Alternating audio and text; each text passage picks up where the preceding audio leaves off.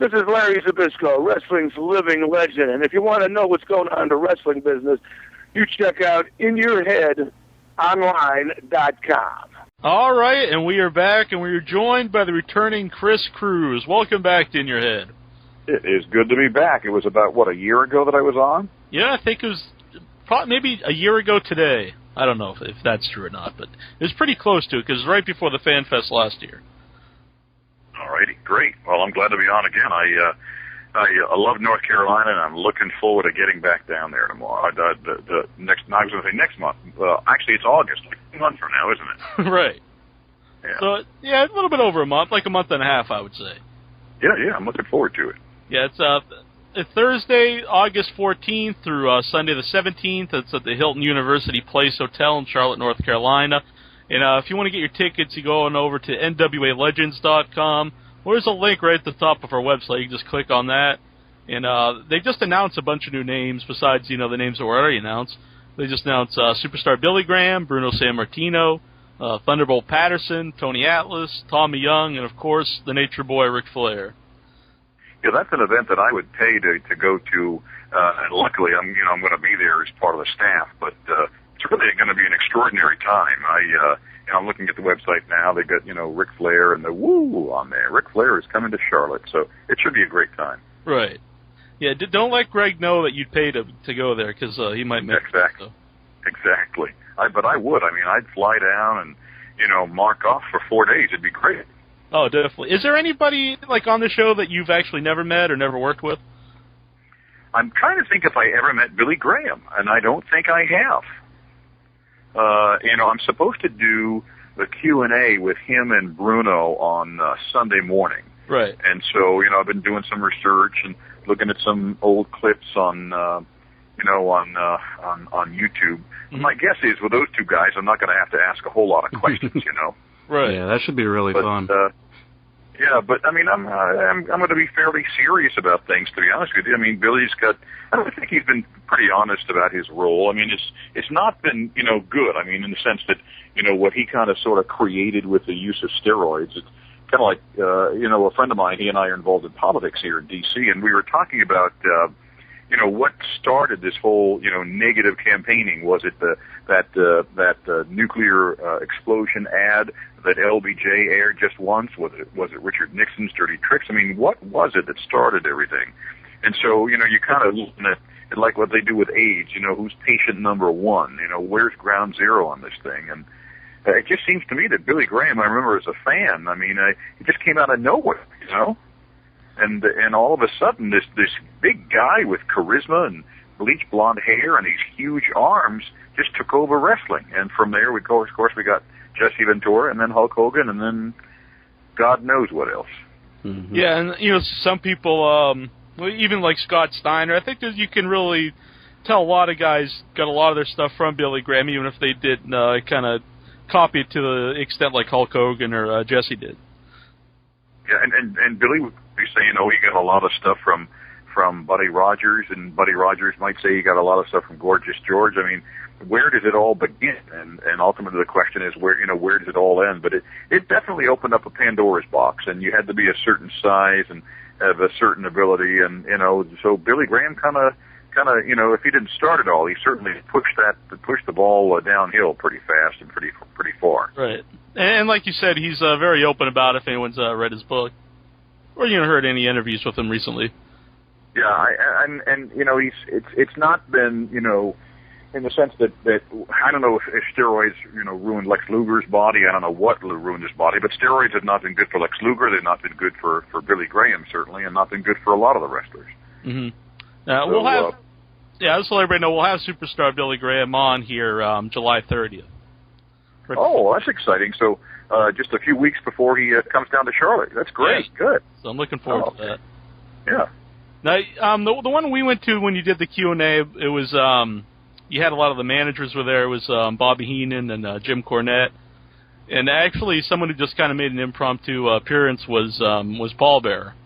It was weird because I was in the audience. I was asking some questions, and this guy said he wanted to ask a question. I looked. I said, I know that guy somewhere. And sure enough, it was Paul Bearer. So I thought he did a good job. Everybody was pretty excited to see him. I love doing those Q&As. It's strange to think. I mean, you know, what Ernie Ladd passed away. What, like a couple of weeks after that, was it? Yeah. Mm-hmm. Yeah. So it's kind of strange to see that. Yeah. Then since the last one, you know, a few people that were there at the last one has passed away. Like, who are some of the people intro that we met Sherry last Martel, she's passed away. Yeah, she passed away. Yeah. Yeah, that was a while ago. That was when. Yeah, that was the one before. Yeah. Gary Hart was at the one last year. Was it 2006? I think that was when 1-inch biceps had 3/4-inch biceps, right? So that's been quite a while. Yeah. Mm-hmm. Yep. Bulking up since then. He's had some time. So. We might have to put him through the wellness policy. I've been hitting the cheeseburgers. Oh, fantastic! And you know, I'll tell you, maybe I shouldn't even say this, but so much of the fun is in the green room in the lounge, because it's interesting to see how the different wrestlers react with one another.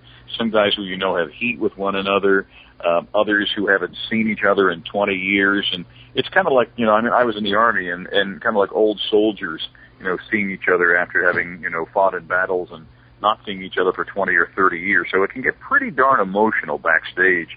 I almost wish that everybody could see what was going on backstage, but it's just not possible. Yeah, I've often wondered that, like some of the guys that you've heard didn't like each other, if they just forget about it as time goes on, or if they never forget it. Or it depends on some never forget it, but they're generally very pleasant to one another. But I mean, I can't say that that they kiss and hug or something. And I also got the sense that some guys are like, look, this is this is petty. Whatever happened 20 years ago, and it's time to forgive and forget. We're now in our 50s, 60s, 70s, So it was good to see Jimmy Cornette and Bobby Heenan. Even though they're friendly and professional, they kind of sort of compete with each other. It's that old competition of trying to get over. So It was good. And of course, Bret Hart got a big pop, and Ivan Koloff and those kinds of guys. So the guys that you grew up with. I really enjoyed that, and I can't wait to see it again. Yeah. Now I know Ole Anderson was actually one of the nicest guys last year at the Fan Fest. He sat in the lobby and just talked to the fans like all day long, and I never really heard many people say like he was a nice guy. Now, do you think? And then I've also heard people say that like that was like his sense of humor, and some people didn't get him back in the day. Do you think he's mellowed out over time, or do you think people? He was always. Ole was always fun and approachable with me. I always enjoyed talking to him and everything, and I just think that there was so much pride that he had about the business, and he wanted everybody else to have that pride. And when they didn't, it really bothered him. Could he be grumpy? Sure. I can be grumpy, and I'm about to be 49, so I understand that. But no, I never had problems with Ole, and although I think that probably some of the boys did, because he did not hold back on opinions. And that's generally not the way that the business goes. You're supposed to, lie right to the person's face, and he just doesn't do that. Right. Now, there's a couple commentators going to be. There's Bob Caudle and The Voice, Rich Landrum. Now, how would you compare their commentary style to your own? Yeah, I never met Rich, so I'm looking forward to meeting him. Everybody said he did a great job on WCW Worldwide, and I was living in Maine, so you don't get a whole lot of right. Yeah, so I've never met him. I always liked Bob. Bob was a kind of guy who made things look real easy. You have these broadcasters in every market who don't look like they're working too hard, but they can do so much. It's tough to make it look that easy. So I haven't seen Rich. I've seen a few not pay-per-views, but a few YouTube things. But apparently he was a pretty enthusiastic and good-looking young guy. Right. Now, I don't know if you keep up with current stuff, but something I wanted to ask you was recently a script came out of the TNA Impact show, and they actually scripted out not everything, but a good portion of what Don West and Tenay were supposed to say during the commentary. Yeah. Now, is that something that's always gone on, or do you think that's more of a modern day thing? I think it is more of a modern day thing, and the little time that I overlapped at WCW with Jim Ross, we used to kind of cringe because Jim would want to talk about a 20-minute match for 40 minutes or 60 minutes before we went out and did the commentary, So sometimes it was frustrating, but he was big on bullet points. And, there were certain points that you just needed to get across. And so we, so often in WCW, were left to kind of sort of our own devices. I mean, the couple of years that I was there, about the only time we were ever given bullet points was when that guy Glacier debuted, Right. But no, I mean, I think that it can go too far, but I think, there should be some direction, and that was the thing. There was never really any direction. Nobody ever knew which way to go with a thing, whereas with Vince, kind of the benevolent or not so benevolent dictator, you always knew there was a boss. Mm-hmm. But, we had producers. We were like, okay, what does Eric want? What's the booker want? And nobody seemed to know. So we just kind of went off and did our own thing.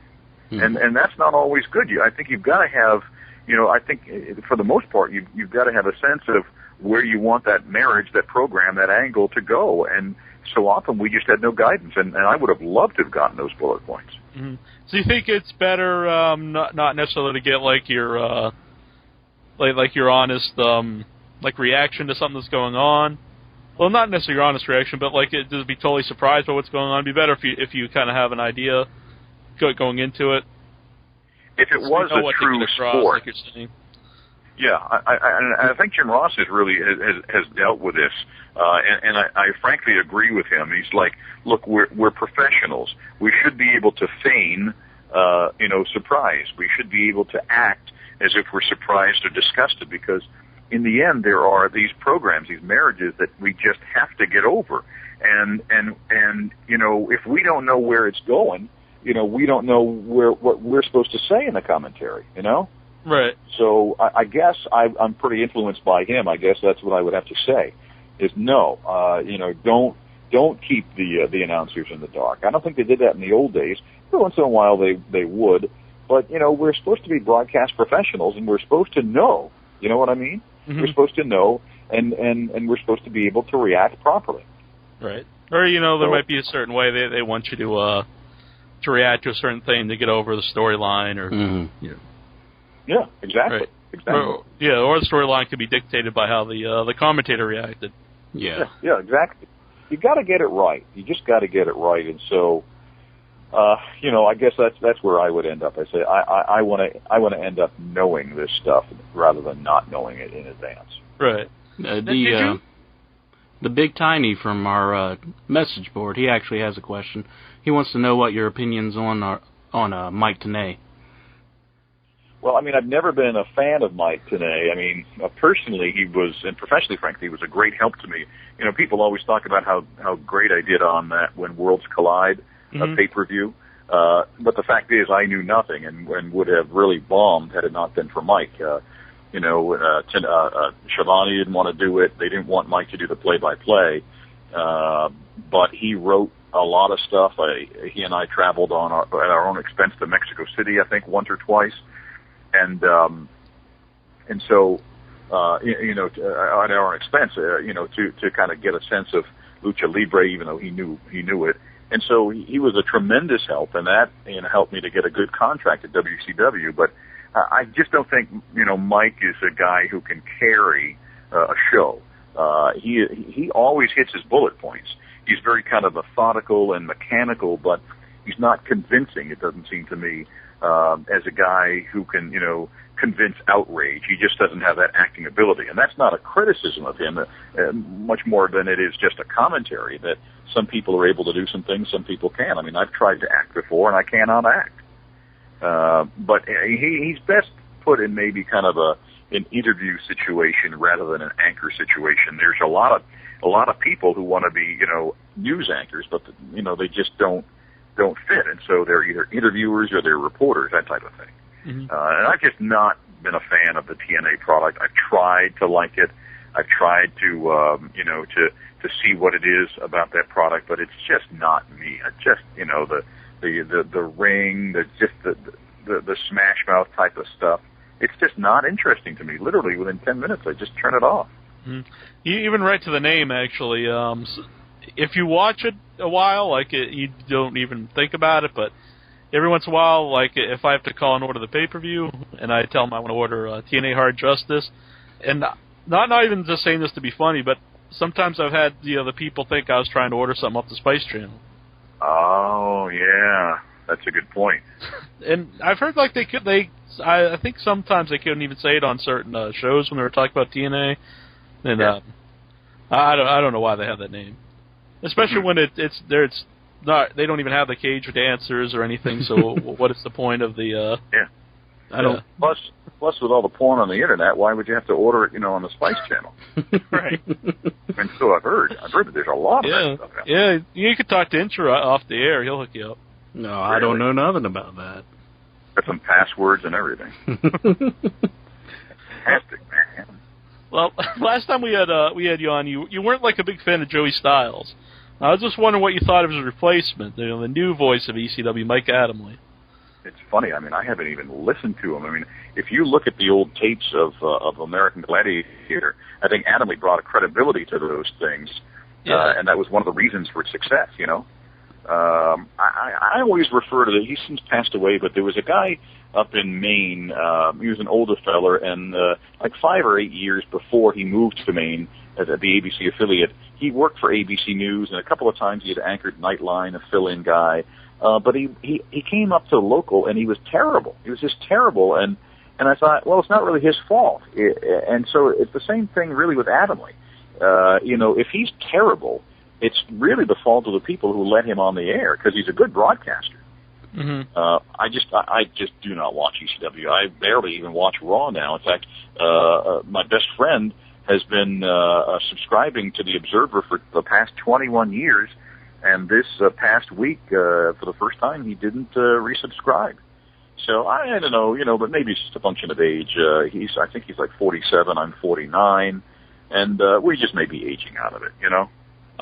Me personally, I was a long time subscriber to the Observer too. I'm 32, but I actually kind of stopped because about half of it's dedicated to MMA, and I don't really follow that.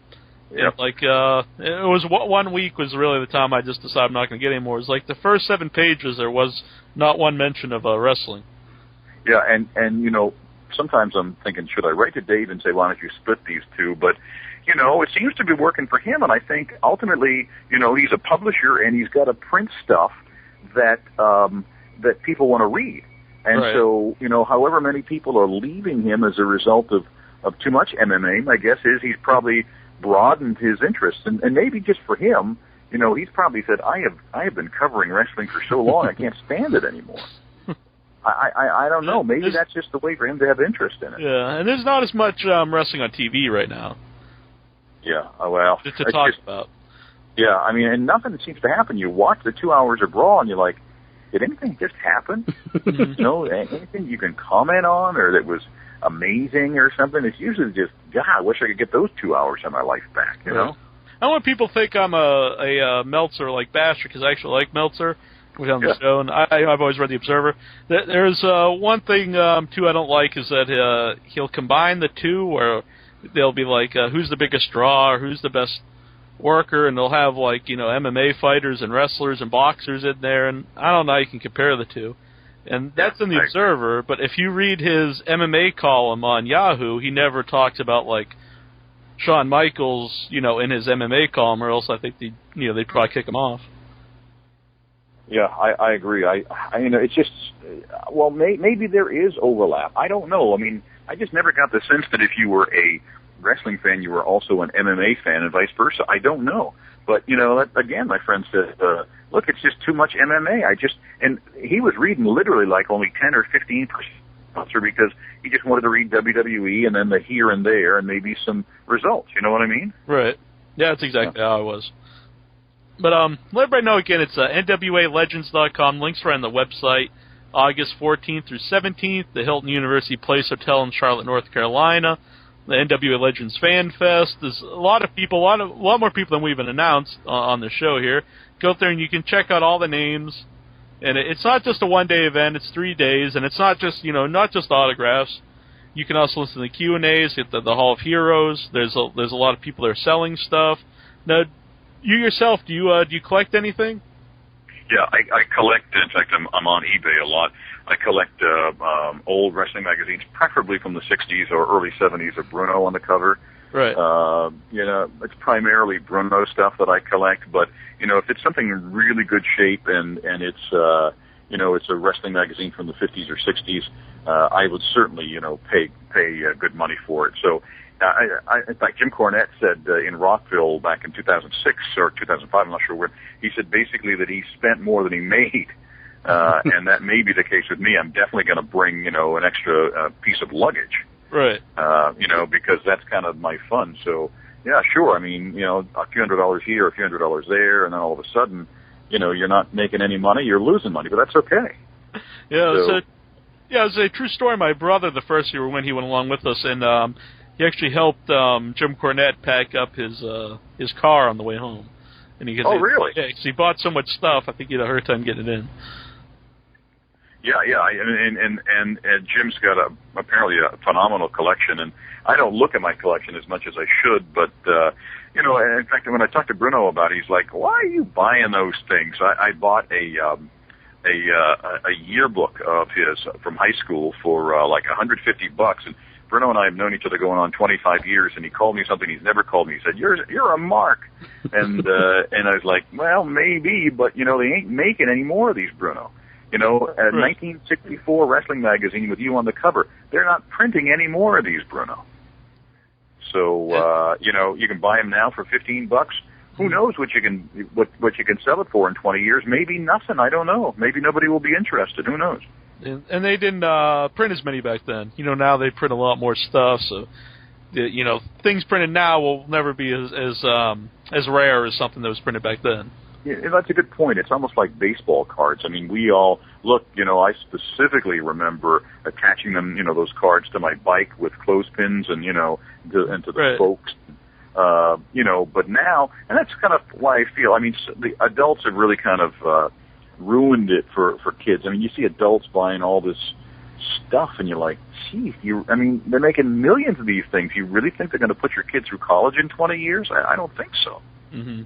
And so, yeah. If you're paying like $9 for a pack of cards now, you're not going to stick them in your, the spokes of your bike. Yeah. So everyone's buying them is keeping them in good shape, and they're so much more of them. And I used to collect cards, and nowadays people are just trying to get the autographs and the insert cards and the rookies. Yeah, there seems to be almost no joy. I mean, you'll see these, grown men going to these conventions and these places, and basically it's all about, it's like a duty of theirs. There's no joy to it. There's no, hey man, this is great. I got this. It's like, oh, I got to get this. It's almost an obligation. Right, and then there's even people who try to check the packs to see if it's got, if it weighs more than another pack, then it has the autograph or a game use card. And you're saying about like adults buying everything. I think that's pretty much true for action figures, because I can't imagine a lot. Like, I love the classic line of WWF figures, but I think that the majority of buyers of those are probably adult collectors. Yeah, and that's look, it's free country. People are entitled, but I guess the thing that concerns me is that they're saying, hey, look, these are collector's editions, and I'm like, says who? Says the people who are making 2 million of them, and 1.5 million of them will never leave their wrapping, Mm-hmm. and then you're going to put them on eBay in 20 years, and they're going to be worth $8. Just because it says collector's edition doesn't mean it actually is. Right. So you got a very good point. I mean, back in the early '60s, people would they'd buy these things and they'd throw them away, or they'd put them in a box or whatever. So it's very rare. So I'm on eBay every single day looking for stuff. Mm-hmm. About there, check out eBay seller Neely. That's NEALLEE. So plug for my eBay store. We got a caller here. PH is on the line. Hey, how's it going? PH, how you doing? Good. How's it going, Mr. Cruz? Good, sir. Thank you. Great. I just have a real quick question, and I'll hang up. I just want to know what it was like working like in WCW, the backstage environment with the politics and everything. That's a great question. And when I was working at WCW, I lived in North Carolina, and I usually only went down one day a week, and I wasn't on the pay-per-views. But anytime Eric or Jim Ross or Kevin Sullivan, any of those guys, the bookers, anytime they came downstairs to the studio, because I never went upstairs to the offices unless it was to drop off expense accounts or invoices or stuff, it was always tension. There was never any joy, never any fun. Everybody was looking to see, if they'd gotten, looking to see if they were next in line. It was vicious. And so you just kind of stayed away from it, and you were like, this really could be a lot of fun. Why does it have to be this way? So I didn't enjoy that at all. I never got involved in those politics because, I will just say stuff. I'm kind of, I got a big mouth. I remember, Gene Okerlund came down, and he was saying something, just trying to be a smart aleck, or he said, kind of comparing me to Gordon Soley. And I said, well, actually, Gene, between you and I, we are Gordon Soley. I do play-by-play, and you abuse drugs. No, I meant that, because Gordon was an alcoholic. Right. And Dusty was there, and other people were there, and all the room, the oxygen just got sucked out of the room, and everybody left because they knew something was going to happen. And apparently, Gene went to Eric and said, "You got to fire this guy or something." But I'll just say stuff. I do not care.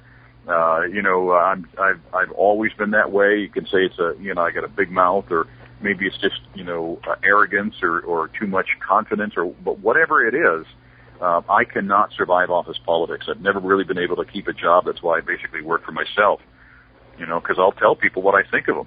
Mm-hmm. Now, do you think wrestling's a different environment where you can get away with that, or? I guess you can, since you said people were complaining about you saying that. But recently, Michael Hayes has said that he's kind of sees himself as one of the boys, and he thinks it was wrong for them to get mad at what he said to Mark Henry or the comments he makes. Do you agree with that? Yeah, once you take bumps and stuff, you're always one of the boys. But when he started working in the office, he became one of the suits. He became the office, and you can't ever. There's that clear delineation, and all the boys always assume that the suits, the office people, are going to stooge you off to the office. So, I think Michael just thought that he was something that he wasn't anymore. He crossed the line, obviously, in using the N-word, but he also crossed the line in thinking that, he was going to be seen as one of the boys. He's not. He's not one of the boys anymore. He's office staff. So, no, there was no excuse. Everybody always knew that Michael was going to, come back at some point. But, right. To use the N-word, with a guy who's black, it's just astounding to me. Yeah, it's kind of mind-boggling that anybody would just think, it's, just something okay to do, and not think that, nothing's going to happen to you, or, no one's going to complain or anything. We got another caller here. Is Jose. Yes, Jack. How are you? Good, thanks. Hey, Jose, how are you doing? Hey, Chris. Mr. Cruz, what's going on? Hey, yeah, Chris, please, yeah. All right. Listen, I have a question. What was it like? Okay, I'm sure one of the guys probably asked you this already, but what was it like having to deal with let me rephrase the question. Who was the worst person, or should I say, to work with backstage? Tony Schiavone. Office. Tony Schiavone. He was miserable. I'm talking the worst. Tony Schiavone was the worst. The boys, the wrestlers, were always very professional. You never had any problems with the wrestlers. They respected the announcers. I had great times with them. But Schiavone was miserable. He hated wrestling. He wouldn't do anything to improve the product. He worked hard as a producer. Apparently, he was a very talented producer behind the scenes. But I didn't think he was a good broadcaster. I didn't think he had a good voice, and he just didn't work hard at that. He just was a guy who never should have been let on the air.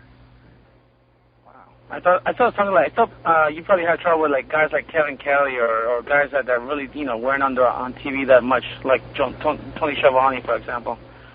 Yeah, no, I never worked with Kevin Kelly. I think he might be in Charlotte. Apparently, he was a pretty good broadcaster, but I never worked for or with him. So yeah, he was mostly a WWF guy. Oh, yeah, he was. Yeah, not surprised you mentioned that Mean Gene was Well, we always joked about that. I certainly don't know if he had issues or something with with drugs. But I mean, I said that. I know that there was there'd been kind of sort of a rumor of that, and so I'm not implying, that that's the case. But it was just not fun. Just speaking of Kevin Kelly, though, a lot of people said that they got mad at him because he gained some weight, and that's why they kind of made fun of him on camera. They had Rocky do stuff to him, and then eventually they get rid of him. You think that's important at all? What a commentator looks like? Well, it's interesting. You can have the pretty boy look, the early Eric Bischoff look, and then if you're looking for the pretty boy look, you certainly wouldn't hire a guy like me or Bob Caudle or Lance Russell or Jim Ross. So ultimately, it's got to be talent. It's got to be some sort of ability, and if you don't have that, I just ain't nothing going to help you out. You know what I mean? Right. So no, I mean Kevin, like I said, seemed to be a talented broadcaster, but he didn't seem to be really passionate about wrestling, or if he was, he wasn't able to communicate that on the air. Right. So in that respect, he was never a guy that got me excited about things.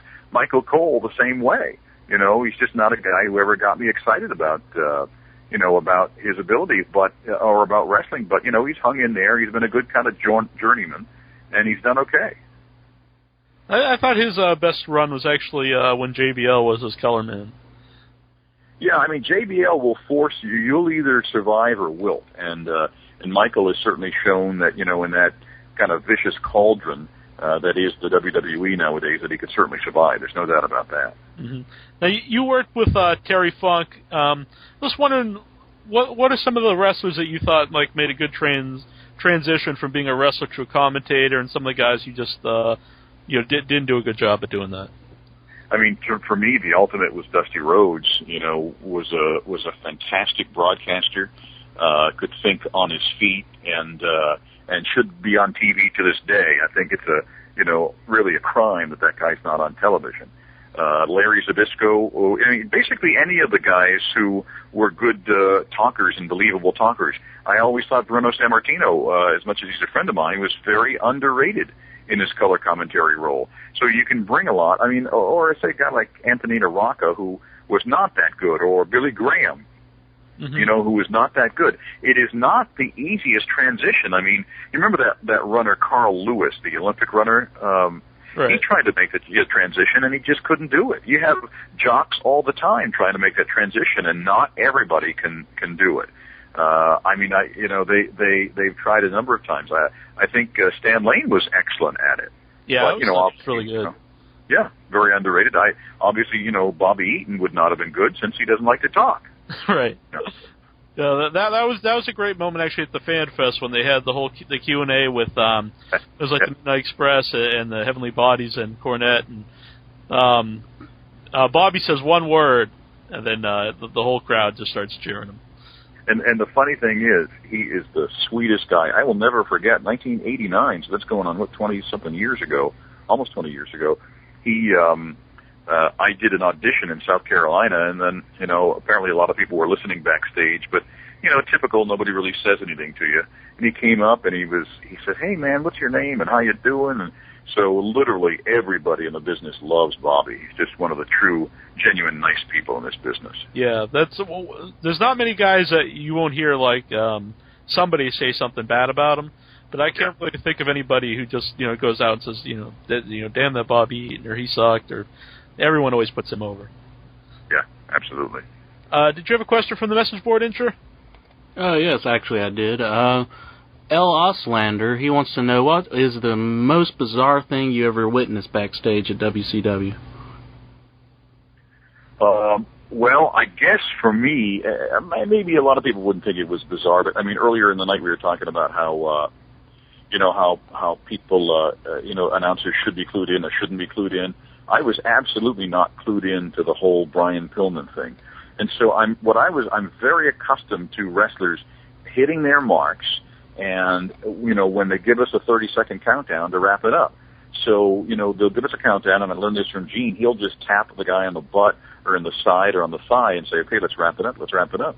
So we were doing a pay-per-view, and, I had to wrap it up, and Brian just wouldn't be quiet, you know, and I said, look, we got to go, and I pulled the mic, he pulled it away, and then he kept talking for like a minute, and the cameraman and the producer said, look, you know, you're not on, quit talking, and he kept talking, and then he went away, and he came back screaming at me, blaming me, and Arn Anderson stepped in.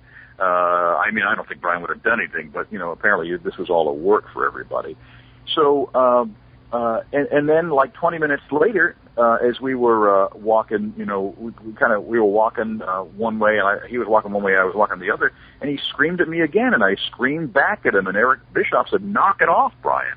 It was just bizarre. I mean, I've literally never had any problems with any wrestler, and, you know, I was upset. I thought it was unprofessional. But, hey, it was all part of the angle, so in that respect, I thought it was genius. Yeah, I remember seeing that on TV when he swore, like, it was live on, I don't think it was pay-per-view, it was, you know, one of the Clash of Champions. Yeah, for this one, it was a pay-per-view, and it was just like, Brian, what are you doing? Why are you doing this, you know? I mean, he wouldn't let go of the mic. He wouldn't. I said, fans, we got to go. You know, we went, and he kept talking and talking. It was freaking bizarre. Mm-hmm. And he was really, so he screamed at me. I screamed at him. He made me look bad. He thought I made him look bad. But, you know, in the end, it was all just a work. So good for him. Right. I was going to know, do you still have the lampshade? Have you ever thought about putting that on eBay or bringing it to the Fan Fest? I wish I would. That seems to be the thing that people. I mean, the thing about that overnighter is you had all the other announcers there, right? Right. And you had Heenan and Okerlund, and I'm like, what am I going to do? I'm just, you know, you had Gordon Soley. What am I going to do? So I said, I'll just be a friggin' potted plant. You know, I think I had a Vader mask as well. And so I just said, well, I'm just not going to say anything. And the interesting thing is I could have stepped in and, you know, had some weird commentary or said something to somebody.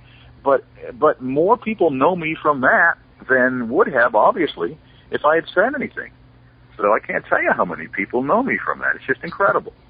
I was kind of bummed out the one time I read your little section over on the NWA Legends board, and I read someone had already asked you about the Up All Night or the All Nighter, and I was like, oh man, I was the only one that remembered that.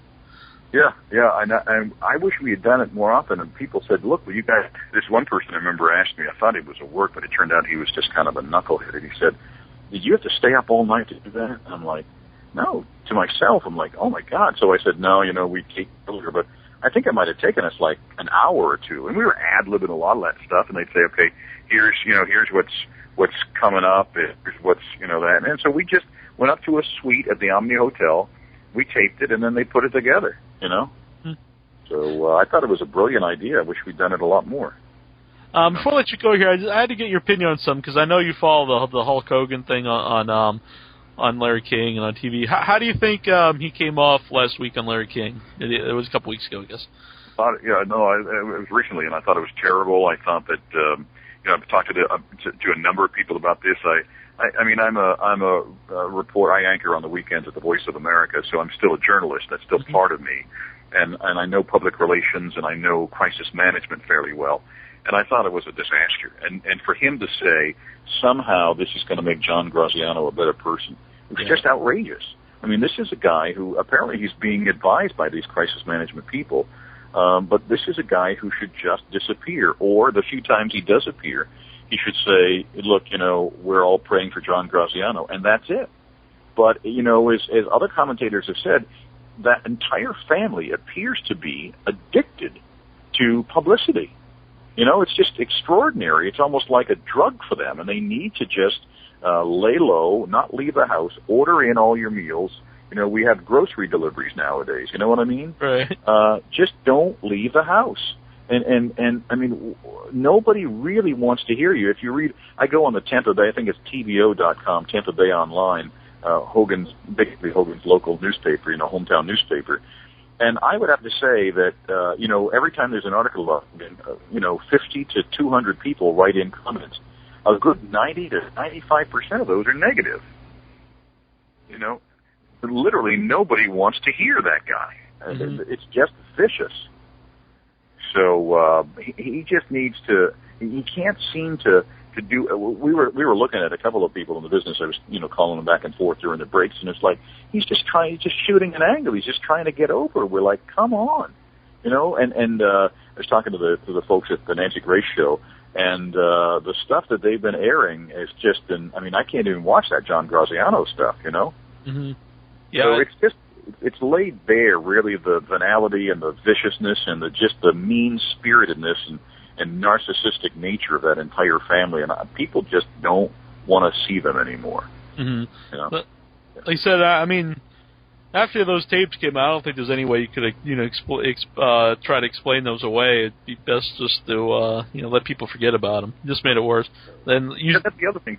People are saying, well, crisis management advisors. I'm like, he needs to get a refund. If the only thing they can come up with is, I was distraught and it was taken out of context and attacked the media, that doesn't work anymore because it wasn't the media that did this. It was in its own words. Yeah, it wasn't twisted around. It wasn't just something taken out of context. It was just an actual conversation. Yeah, it was just completely inappropriate.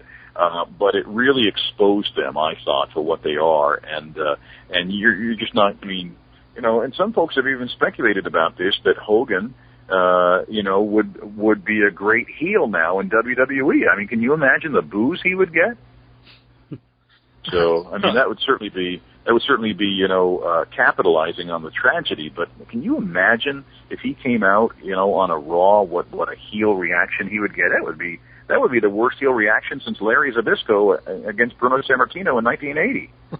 You think he would, or do you think wrestling fans would still cheer him?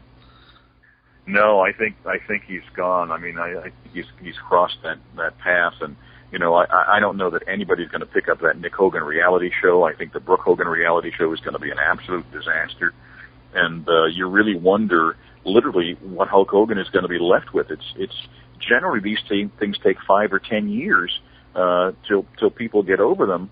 But if John Graziano remains alive in the persistent vegetative state that it appears he's in, I don't think anybody can ever forgive Hogan. I really don't. Mm-hmm. Well, I don't know if I agree with you, because I think if he come out, I kind of think people would still cheer him. Yeah. I've seen people still really put over Chris Benoit on our message board and all over the internet. That's incredible to me. Mm-hmm. Ish. Wow. Yeah. Well, I certainly hope. I mean, I'm not sure what your plans are, but I'm coming in on Thursday, and I'm staying. There's some events happening Thursday night, all day Friday, all day Saturday. Then I'm flying out Sunday, and it's just going to be. I've been looking forward to this thing for years. In terms of getting all these people together, I really have. And so, for me to be able to interview Billy Graham and Bruno Sammartino at the same time, I mean, I'm still a mark at heart. I mean, I'm going on 40 years as a mark, as a fan. Mm-hmm. Do you think that helps a lot because you have followed these guys for so long, so you know about their careers? You think it helps to be a fan instead of someone just coming in who doesn't hasn't followed wrestling? I mean, it's probably immodest of me to say, but I think with me you get the best of both worlds. I mean, I've anchored on CNN. I've been a reporter off and on for it's going on 30 years now that I got my first reporter paycheck when I was 15. So, I mean, I can approach it as a reporter, but also as a wrestling fan with a great deal of respect for these. These are giants as far as I'm concerned, and and I really have a tremendous amount of love and respect for these great performers, great athletes. I really do. Well, this will be our third year there. We're really looking forward to it too. And I don't know if we brought up too much about the Hall of Heroes, but that's a great event. The first time they ever did it was last year, and I don't believe you could make it, but you'll be there for this one. Yeah, I've got my ticket, and I'm just raring to go. Well, everybody check out NWALegends.com. We'll have all the information on our website, and you can find out even more information on that website. And anything else you want to tell everybody out there before I let you go? Well, I just hope fans can come for a couple of days. I know that the gas prices and car prices and all airfares, but this is, I don't know that you're going to get a chance to sit. You talked about Ole earlier, sitting on a couch. I mean, how often can you do that with a pro wrestler? You're going to be able to literally sit right there, talk to them, get a lot of stuff autographed. It's very fan friendly, and Greg is intent on that. And the thing is, I mean, there are still more names to come. So, we've got the fan forum. We'll be asking, answering a lot of questions. And it's just the one that I was at in Rockville, it was very, very approachable. There's nobody with attitude. You know what I mean? Yeah. And it's just a great, great time. And, to see these guys that we've been watching 30 and 40 years, and, some of them to see their broken bodies, and it can be a very emotional time. Mm-hmm. We always tell a story like one night we get in the elevator, and we turn around and hear Stan Hansen standing behind us. Wow. And that's something. Yeah, it's we can't put over how much fun we really have at these shows, and like you said, you can pretty much go up to anybody and they'll be happy to talk to you or sign something for you, or they're not going to tell you to go away. And there's plenty of not just the wrestlers that Greg brings in, but there'll be a lot of people at like the booths.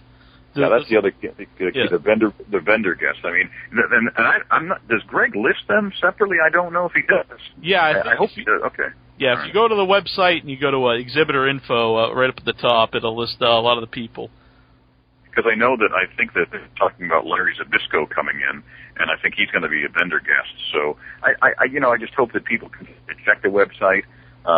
You can, we were talking about earlier tonight, we were talking about spending some money. I mean, you can spend some money if you want, but, you pay it's a minimal entrance fee. Yeah. Charlotte is not expensive. There's a lot of restaurants around there, and just have a good old time. Well, it's not much of it. You really can spend on how much you want to spend. If you want to get a lot of autographs, or if you just want to go there and meet everybody, it doesn't cost much to do that. Yeah, and for the most part, once you get in, all the autographs are basically free, right? Right, if you get the VIP pass.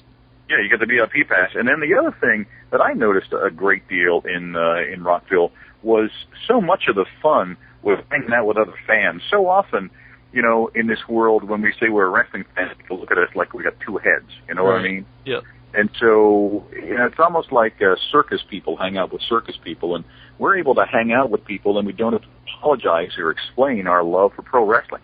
And that is a very underrated. You're surrounded by hundreds and hundreds of other people who love pro wrestling as much as you do. It's like, I'm in the mortgage business, and you go to these mortgage conventions. I'm so geeky, I wrote a book called The History of Mortgage Lending. That's how much I love mortgages.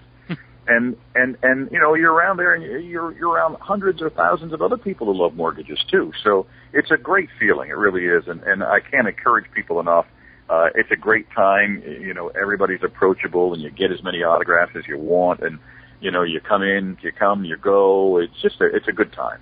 Yeah, there's all the names are up on the website, so you go check that out. I think it's only like $160, I think, for the VIP pass, and that covers the whole weekend. Yeah, that's the great thing. I mean, Greg has intentionally made this so that everybody can afford it.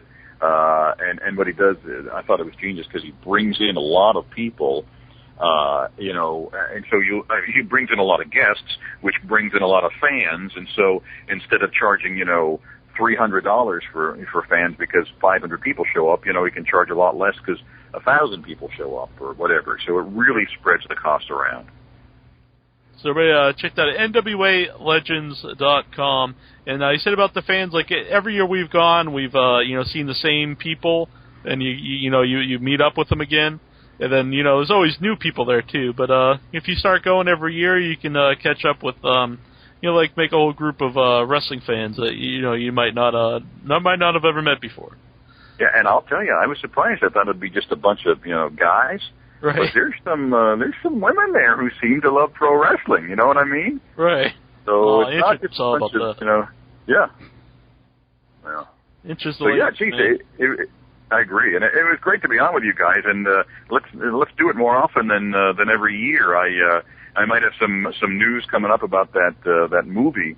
Oh yeah, I totally forgot about bringing that up. Yeah. So I can't reveal anything about it yet, but I might have some good news, and so we'll certainly stay in touch, and glad to talk with you before August. All right. Well, we'll see you then. This is Jim Cornette. You're listening to InYourHeadOnline.com, and you made the right choice.